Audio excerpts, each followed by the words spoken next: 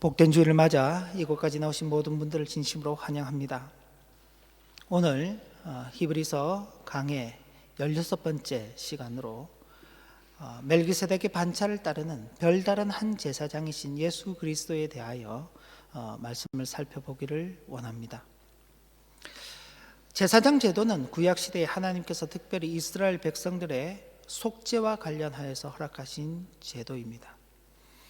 하나님께서는 모세를 통하여 아론의 반차를 따르는 레위 지파 사람들이 그 제사장 직분을 이어가도록 그렇게 명령하셨습니다.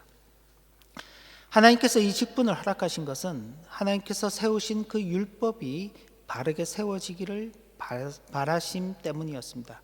그래서 제사장의 직분은 율법을 확립하고 그리고 하나님과 사람 사이에 맺어진 그 언약이 견고해지고 확실하도록 하는 그 책임을 감당하기 위해서 제사장의 직분이 주어졌습니다. 하나님께서 짐승의 피를 가지고 범죄한 사람이 나와서 제사장을 통하여서 제사를 드릴 때에 그것을 하나님께서 받으시고 그 범죄한 자를 용서하시겠다고 하신 그 약속이 지켜지도록 하기 위해서 이 제사장의 직분이 허락된 것입니다. 그러나 그 제사장의 직분을 맡은 사람들이 영원히 사는 것이 아닙니다. 때가 되면은 자기의 생명의 수완을 끝내고 죽음에 이르게 되기 때문에 제사장은 수가 많아야만 했습니다. 그리고 뿐만 아니라 대제사장들 역시도 자신이 이 범죄한 그 죄를 위해서 제물을 드려 속죄를 해야 됐고, 아울러서 백성들의 죄를 위해서도 속죄를 제물을 드리는 그런 범죄한 인생이었기 때문에 그들이 속죄라는 것이 영원한 속죄가 되지 못하고 일시적이며 제한적인 속죄가 되는 것입니다. 그래서 이런 제사 제도를 가지고서는 하나님께서 주시는 영원한 속죄를 이룰 수 없기 때문에 이 제사장 제도를 바꿔야 될 필요성이 있었던 것입니다. 만약 아론의 반차를 따르는 그 제사장의 직분을 행하는 것으로 하나님께서 주시는 완전한 속죄가 이루어진다면 새로운 제사장의 직분이 필요가 없죠. 그런데 살펴본 것처럼 인간 제사장 역시 죽어나가기 때문에 그 제사의 직분이 영원하지 못하고, 인간 제사장 역시 자신의 죄 때문에 하나님 앞에 속죄를 드려야 되기 때문에 그의 속죄 자체가 일시적인 속죄밖에 되지 못한다는 점입니다. 그래서 히브리서 7장 11절을 보면은 이런 말씀이 기록되어 있는 것입니다. 레위 계통의 제사 직분으로 말미암아 온전함을 얻을 수 있었더라면, 레위 지파의 제사장들을 통해서 드리는 그 제사가 완전한 것이었다면 어찌 아론의 반차를 따르지 않고 멜기세덱의 반차를 따르는 다른 한 제사장을 세울 필요가 있느냐? 그렇지 못하다는 것이죠. 반문하는 것입니다. 그래서 구약의 제사 제도가 폐하여지고 새로운 제사장 제도가 세워질 필요가 있는 것입니다. 그런데 이게 일반적으로 아론의 반차를 따르는 레위 지파에서 세워지는 제사장이 아니기 때문에 별다른 한 제사장이라는 표현을 쓰는 것입니다. 왜 그런가에 대해서 조금 더 살펴보면은, 우선은 이 새롭게 세워지는 제사장은 멜기세덱의 반차를 따르기 때문에 그렇습니다. 멜기세덱은 레위가 태어나기 이전에 아브라함 시대 때 살았던 사람이죠. 그렇기 때문에 제사장 제도가 확립되기 이전에 있었던 그가 제사장의 직분을 감당해서 했기 때문에 멜기세덱을 두고 별다른 한 제사장이라고 말하는 것입니다.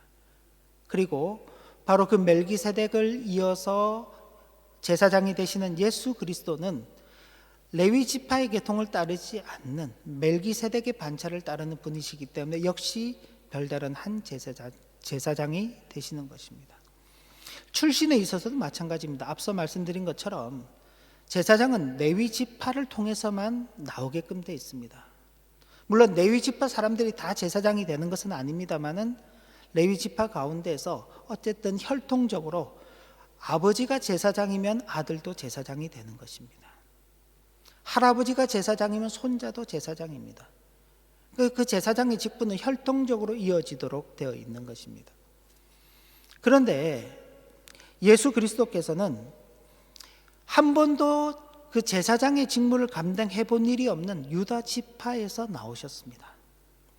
모세가 이 제사장의 직분과 관계하여서 명령할 때에도 유다 지파는 그 일과 관계하여서 어떤 명령을 받은 일이 없습니다. 그런데 유다 지파의 출신이신 예수 그리스도께서 제사장이 되신다. 그러니 정상적인 제사장은 아니죠. 그래서 별다른 한 제사장이라고 그렇게 표현하는 것입니다. 그 제사장의 직분의 한계와 관계에서도 별다른 제사장이 되시는 것입니다. 예수 그리스도는 영원한 제사장이시죠. 항상 살아계신 분이십니다. 앞서서 제사장들은 자신의 생명이 수완이 끝나면 제사장의 직분을 감당하지 못합니다. 특히나 대제사장 같은 경우에는 그의 죽음과 함께 대제사장의 직분이 그의 아들에게 이어집니다. 생명이 끝나는 순간 대제사장의 직분이 끝나게 되는 것이죠. 그런데 예수 그리스도께서는 항상 살아계시기 때문에 그 제사장의 직분이 바뀔 이유가 없는 것입니다. 한 분으로 완전하고 충만하게 되는 것입니다. 그리고 무엇보다도 중요한 것은 그는 거룩하시고 악에서 떠나 계시고 더러움이 없고 죄인에게서 떠나 있으며 하늘보다 높으신 그분께서 친히 자신의 몸을 들여서 제사를 지내시는 그 제사장이 되시기 때문에 그의 직분의 한계에 있어서도 사람의 제사장과는 전혀 다른 그런 별다른 제사장이 되시는 것입니다. 그리고 무엇보다도 그분께서는 혈통적으로 제사장이 되신 것이 아니라 성령의 능력으로 말미암아 제사장이 되신 것입니다. 그렇기 때문에 자연적으로 제사장이 되는 것과는 전혀 다른 별다른 한 제사장이 되시는 것입니다. 그렇다면 이런 예수 그리스도께서 이런 제사장이 되어주시는 것이 과연 우리에게 어떤 유익이 되는가 하는 것입니다. 예수 그리스도께서 제사장의 직분을 하신다고 생각할 때에 앞서서 있었던 제사장들도 백성들의 죄를 속죄하는 그 일을 감당하였기 때문에 속죄의 사역과 관계에서는 대동소이합니다. 물론 일시적이고 제한적이라는 측면이 있고 그 예수 그리스도께서 이루신 그 속죄는 영원하고 완전하다는 면에서 차이가 있습니다만은 속죄 그 자체만을 보면은 대동소이하다고 말할 수 있습니다. 그럼에도 불구하고 예수 그리스도께서 제사장의 직분을 감당하시는 것이 우리에게 어떤 유익이 되는가를 좀 더 살펴보면은 예수 그리스도는 그 제사장의 직분을 감당하심으로 더 좋은 소망의 제사장이 되어주시기 때문에 그렇습니다. 여기 19절 말씀을 보면은 율법은 아무것도 온전하게 못한다라는 표현이 먼저 되어 있습니다. 여기 율법이라는 것은 율법에 명령되어 있는 제사의 규례들도 포함되는 것입니다. 속죄의 사역은 같지만은 율법으로 하는 그 속죄의 사역은 우리를 완전하게 하지 못하는 것입니다. 그런데 예수 그리스도께서 제사장이 되어주심으로 어떤 일이 생기느냐?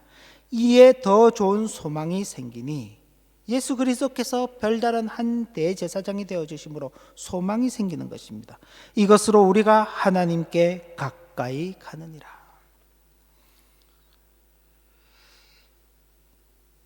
구약의 백성들은 하나님께로 직접 나아갈 수 없었습니다.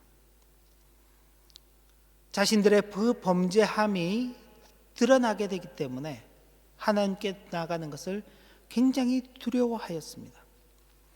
하나님께서 구름 기둥과 불 기둥 사이에서 임재하시며 말씀하실 때에 이스라엘 백성들은 두려워 떨면서 하나님께서 당신 자신들에게 직접적으로 말하지 말기를 간구하였습니다.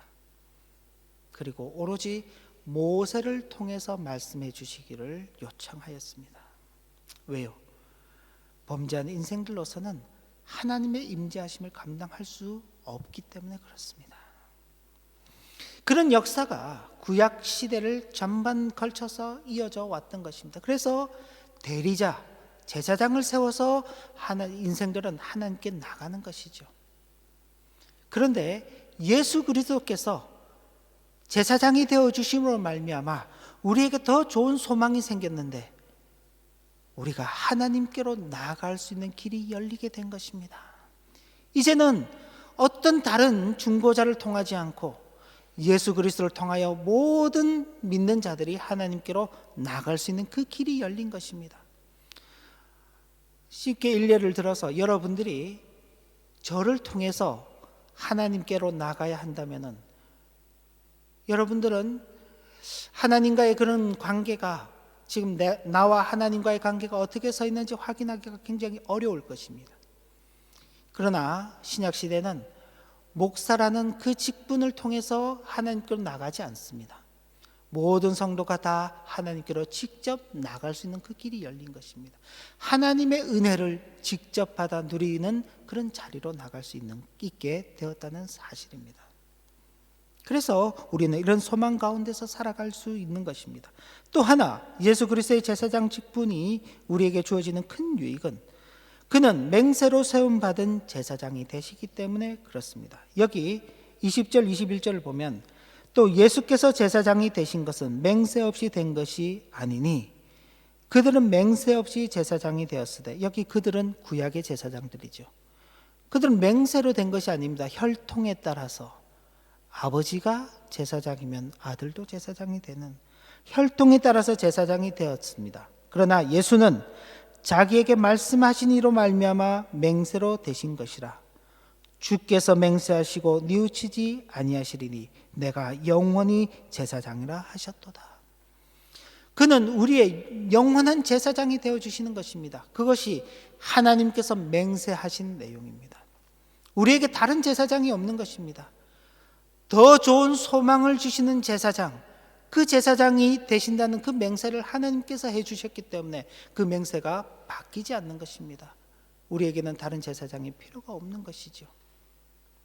그리고 더 이어서 더 좋은 언약의 보증이신 제사장이 되어주시기 때문인 것입니다. 22절 말씀을 보시면 이와 같이 예수는 더 좋은 언약의 보증이 되셨다. 여기 더 좋은 언약이라는 것은 앞서 있었던 언약 말고 새로운 언약이 주어졌다는 것입니다. 앞서 있었던 언약이 무엇입니까? 구약의 제사 제도를 통해서 이스라엘 백성들이 속죄함을 받는다는 사실입니다. 그런데 문제는요, 사람이 범죄함으로 말미암아 그 언약의 효력이라는 것이 실질적으로는 계속적으로 이어지지 않는 것입니다. 사람이 오늘 하나님께 자신의 범죄를 아뢰고 속죄의 제사를 드렸다고 해서 내일부터 죄를 짓지 않는 것이 아니죠. 우리 식으로 표현을 하면은 우리가 주일날 예배 자리에 나와서 지나간 한 주를 돌아보면서 우리의 범죄함을 하나님께 아뢰고 회개를 했죠. 그러면 우리가 돌아가서 다시 죄를 짓지 않나요? 다시 죄를 짓죠. 그러니까 그런 면들 때문에 하나님께서 우리를 속죄해 주시기는 하지만은 그 속죄의 실질적인 효력이 우리의 범죄함 때문에 상실되는 것입니다. 구약의 제사 제도는 그래서 제사가 반복적으로 드려져야만 했던 것이고, 대제사장도 백성들도 자기의 죄를 속죄하기 위해서 날마다 제사를 드려야 했던 것입니다. 그런데 이제는 예수 그리스도가 더 좋은 언약의 보증이 되어 주시는 것입니다. 예수 그리스도께서 속죄의 실제적 효력이 되어 주시는 것입니다. 우리가 범죄하지 아니함으로 그 제사의 효력을 유지해 가는 것이 아니라 예수 그리스도께서 우리를 대신해서 그 제사의 제물이 되어 주시고 그 제사장으로서 그 직무를 감당해 주심으로 말미암아 예수께서 이루신 그 효력이 우리의 효력이 되는 것입니다. 그래서 우리가 살아가면서 범죄하고 살아가지만 그 모든 죄들이 용서받게 되는 이유는 예수 그리스도께서 이루신 실제적 그 속죄의 효력이 우리에게 주어지기 때문에 그런 것입니다. 그래서 더 좋은 언약의 보증이신 제사장이 되신다는 것입니다. 그리고 또 하나, 예수 그리스도께서 그 제사장의 직분을 감당하심으로 우리의 유일한 구원자요 중보자이신 제사장이 되시기 때문에 그렇습니다. 여기 7장 25절 말씀을 보시면, 그러므로 자기를 힘입어 하나님께 나아가는 자들을 온전히 구원하실 수 있으니 이는 그가 항상 살아계셔서 그들을 위하여 간구하심이라. 예수 그리스도는 그의 제사장 직분을 통하여서 자신을 의지해서 하나님께 나가는 모든 자들을 온전히 완전히 구원하실 수 있는 것입니다. 구약의 제사 제도는요, 제사장을 통해서 아무리 많은 제물을 드려본들 그 제사의 효력은 다음 제사 때까지입니다. 그렇죠? 다음 제사 때 또 범죄함을 가지고 나와서 제물을 드려야 되기 때문에 1년에 한 번 대속죄일에 대제사장이 자신과 모든 백성의 죄를 가지고, 그건 이제 전체를 위한 속죄일입니다. 전체 백성들을 위한 속죄일, 그때 나갑니다. 그리고 하나님 앞에 제물을 드리고 나와서 속죄의 선언을 하죠. 하나님께서 여러분들의 모든 죄를 사하셨습니다. 그런데 1년 뒤에 그 대속죄일은 또다시 지켜져야만 하는 것입니다. 그 속죄일을 지키지 않으면요, 형식적으로 그들의 범죄는 용서함을 받지 못하는 것입니다. 온전한 구원이 되지 못하죠. 그러나 예수 그리스도께서 자신을 십자가의 제물로 드리면서 그 제사장의 직분을 감당하셔서 이제 그 이후로 모든 그리스도를 믿는 자들은 하나님 앞에 나갈 때에 온전한 구원을 받는 자들이 되는 것입니다. 그리고 그런 구원함을 받은 우리들이 때로 실수하며 범죄하며 살아가지요. 근데 그 일을 위해서 지금도 살아계신 그 하나님, 그 하늘의 하나님의 아들이신 그분께서 우리를 위해서 친히 간구하고 계시는 중보자로서, 제사장으로서의 그 역할을 지금도 하나님 그 보좌 우편에서 감당하고 계시는 것입니다. 그러니 이 별다른 한 제사장, 예수 그리스도의 제사장 되심이 우리에게 주어지는 유익이 참으로 크다고 할 수 있는 것입니다. 만약 그렇지 않다면요, 저와 여러분들은 날마다 우리의 그 범죄함으로 인하여서 두려움과 공포 가운데 떨어야 할 것입니다. 우리가 지금 당면한 현실을 보면서 언제 우리에게 찾아올지 모르는 건강의 어려움 혹은 우리 환경의 어려움 때문에 많이들 염려하고 근심하고 있습니다. 그러나 그것보다도 훨씬 더 심각한 것은 우리가 저지른 그 죄들이 용서함을 받지 못한다면 과연 어떻게 될 것인가 하는 그 점입니다. 근데 우리가 사실 그 점에 대해서는 별로 두려워하지 않아요. 왜 그런가요? 우리가 대단히 담대하기 때문에 그런 것이 아닙니다. 예수 그리스도께서 제사장이 되어 주심으로 말미암아 우리의 그 모든 염려들을 친히 그분께서 다 담당해 주셨기 때문에 사실 우리는 그런 염려를 하지 않고 살아가고 있는 것이죠. 만약 그렇지 않고 있다면요, 우리가 구약의 제사 제도가 지금까지도 계속 지속되고 있다면 여러분들이 매 주일마다 이 자리로 나오실 때 오늘은 과연 어떤 제물을 바쳐야 될까 고민되지 않을까요? 송아지를 바쳐야 될까? 양을 바쳐도 될까? 비둘기를 바쳐야 될까? 아니면 곡물의 제물을 바쳐야 될까? 이번에는 범죄함이 좀 큰데 2마리를 바쳐야 될까? 매번 나올 때마다 어떤 제물을 가지고 나가야지만 하나님께서 우리를 용서하실까 하는 그 두려움이 있을 것입니다. 그런데 우리는 그러지 않지요. 주일날 이 예배 자리에 그런 두려움을 가지고 나오는 것이 아니라 오늘도 예배할 수 있음에 감사하며 기쁨 가운데 우리에게 베푸실 그 은혜를 소망하며 나오는 것입니다. 왜요? 예수 그리스도께서 한 별다른 제사장이 되어주셔서 우리를 위하여 친히 소망의 제사장이 되어주시고 더 좋은 언약을 우리에게 주시고 그 언약하신 것을 맹세로 이루어 주시고 우리의 구원자요 중보자로서 지금도 우리를 위해서 간구하고 계시기 때문에 그런 것입니다.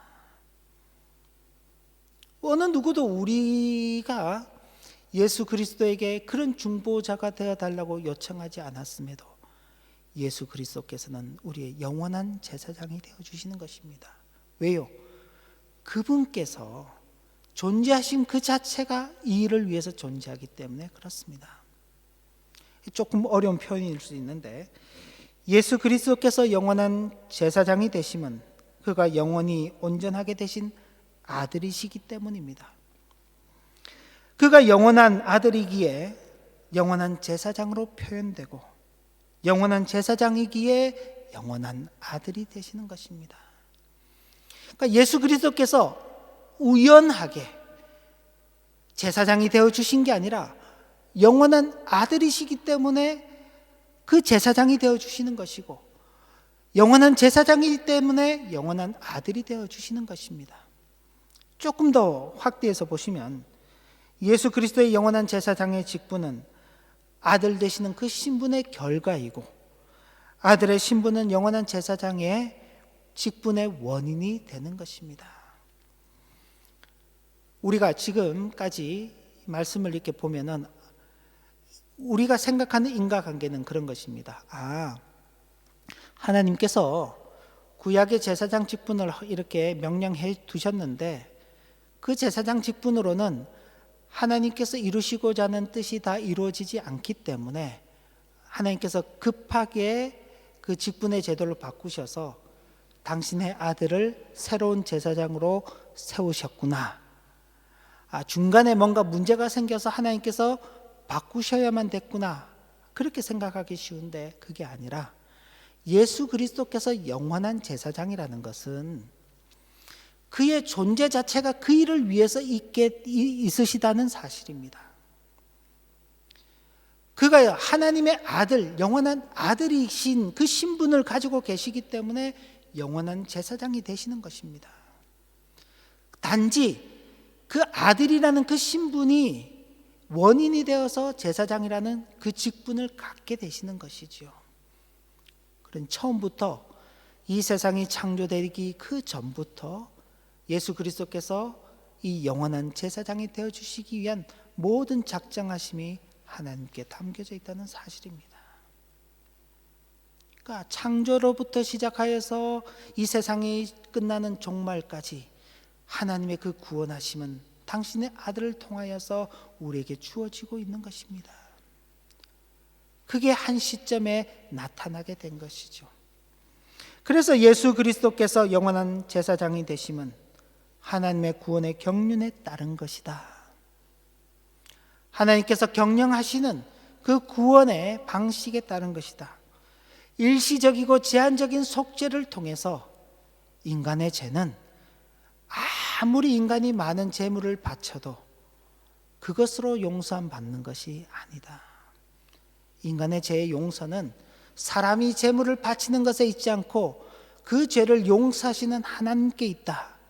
그리고 그 하나님께서 당신의 아들을 통해서 영원하시고 완전하신 구원을 성취하신다는 것을 보여주기 위해서 당신의 아들을 영원한 제사장으로 세우시는 것입니다.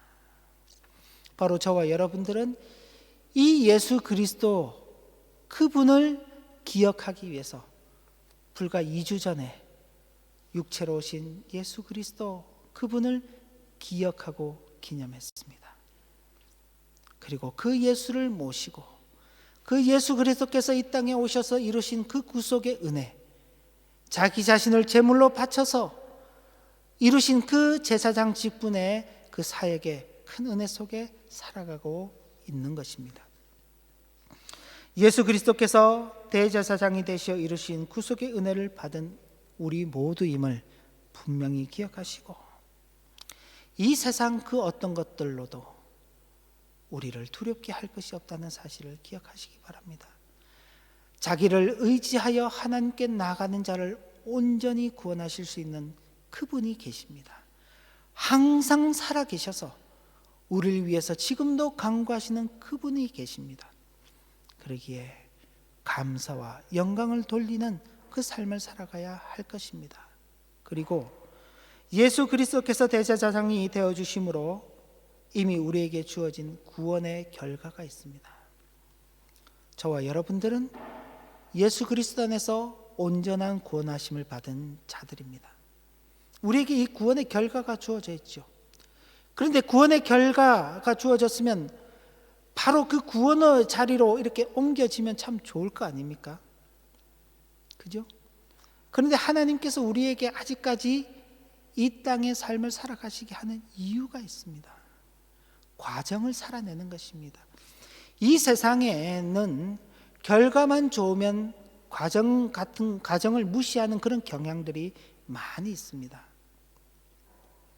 그래서 어떤 경우는 그 결과를 얻기 위해서 수단과 방법을 가리지 않는 그런 경우들도 보게 됩니다. 그러나 하나님께서는 우리에게 과정이라는 것을 중요하게 생각하도록 하시는 것입니다. 이미 구원을 얻은 그 결과를 가지고 구원받은 자로서의 그 과정을 살아가야 한다는 것입니다. 우리 주님께서 겟세마네 동산에서 남겨져 있는 제자들을 위해서 기도하시면서 이 사람들을 바로 하나님 나라로 데려가지 마시고 이 땅에서 살아가도록 하시기를 원합니다. 그리고 이 땅에서 살아가야 할 그들에게 필요한 것이 있습니다. 죄에 빠지지 않도록 하여 주시옵소서. 우리가 이 땅 가운데서 죄에 빠지지 않고 산다는 것은 죄 안 짓고 사는 것이 아닙니다. 앞서서 창세기 4장에 하나님께서 가인에게 말씀하셨던 것처럼 죄에 빠지지 않는 것은 선을 행하며 사는 것입니다. 어떻게 하면 우리가 이 땅 가운데서 선을 이루며 살아갈 것인가? 하나님께서는 그런 삶을 우리에게 기대하시는 것입니다. 구원받았다는 것은요, 이 땅 가운데서 하나님의 뜻을 이루며 선한 삶을 살아가는 것입니다. 왜요? 그것이 우리에게 있어서 참으로 큰 상급이 되기 때문에 그렇습니다. 그냥 구원받은 것으로 끝이 아니라 그 구원받은 자의 영광이 무엇이고 그 구원받은 자로서의 명예가 무엇이고 그 가치가 무엇인지를 알아야죠. 그죠? 우리의 어린 자녀들이 어렸을 때 부모가 주는 용돈이나 선물을 이렇게 귀한 것으로 여기지 못합니다. 왜냐하면 그것이 가치가 무엇인지를 잘 모르기 때문에 그렇습니다. 근데 이제 좀 커지잖아요. 누군가에게 자기가 뭔가 선물을 하기 위해서 얼마나 수고하고 노력을 해야지만 그 일을 할 수 있는가를 알게 될 때 비로소 내가 그 옛날 부모님께로부터 받았던 그것들이 참으로 값진 것이었구나 라는 것을 깨닫게 됩니다. 자신이 그걸 해보지 못하면 모르는 거예요. 하나님께서 우리에게 베풀어 주시는 그 은혜라는 것이 그냥 우리가 아무 생각 없이 주어지면 그게 무엇인지 잘 깨닫지 못하는 것입니다. 그래서 하나님께서 우리에게 과정이라는 것을 두시며 하나님의 은혜의 선물이라는 것이 무엇인지를 알아가도록 하는 것입니다. 그래서 사도 바울은 그 은혜와 그 사랑의 넓이와 깊이와 높이와 너비를 깨달아서 그 하나님의 은혜의 풍성함이 너희에게 임하기를 원한다라고 말씀하신 것입니다. 그걸 알아가기 위해서 성도는 이 땅 가운데서 살아가는 것이죠. 우리에게 주어진 과정이 있습니다. 출애굽을 한 이후에 하나님께서 모세를 통해서 율법을 허락하시며 40년 광야의 길을 걸어가게 하신 그 이유가 있는 것입니다. 신명기를 통해서 말씀하시기를 너희 마음이 어디에 있는지를 보여주시기 위해서 그랬다. 하나님께 있는지 땅에 있는지, 우리에게도 그런 과정을 하나님께서 걸어가기를 원하시는 것입니다. 구원받은 성도로서의 그 확신 속에서 우리의 주어진 믿음의 삶, 이 삶을 신실하게 살아가시는 우리 모두가 되시기를 주님의 이름으로 기원합니다. 함께 기도 올립니다. 하나님 아버지,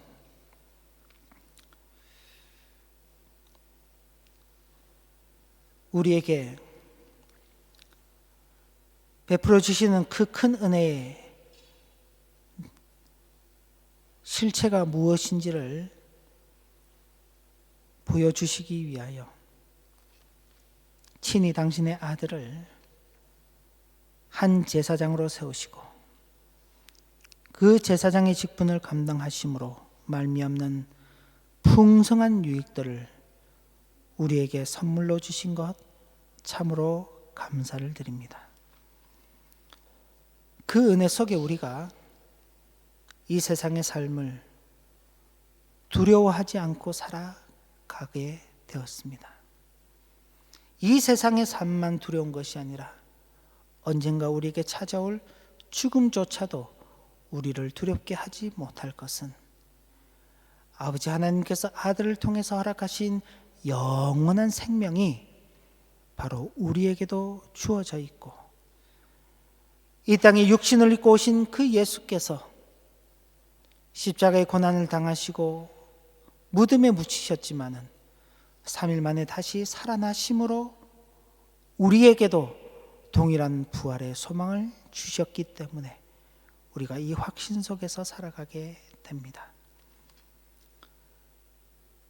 우리를 위한 제사장 되어주신 예수 그리스도의 은혜에 감사하게 하시고 영광을 돌리며 우리에게 주어진 과정으로서의 삶을 신실하게 살아 하나님께서 기뻐하시고 또 하나님께서 우리에게 참으로 복 주시는 거룩하고 아름다운 삶을 살아가는 우리 모두가 되도록 인도하여 주옵소서. 예수님 이름으로 기도 올리옵나이다. 아멘.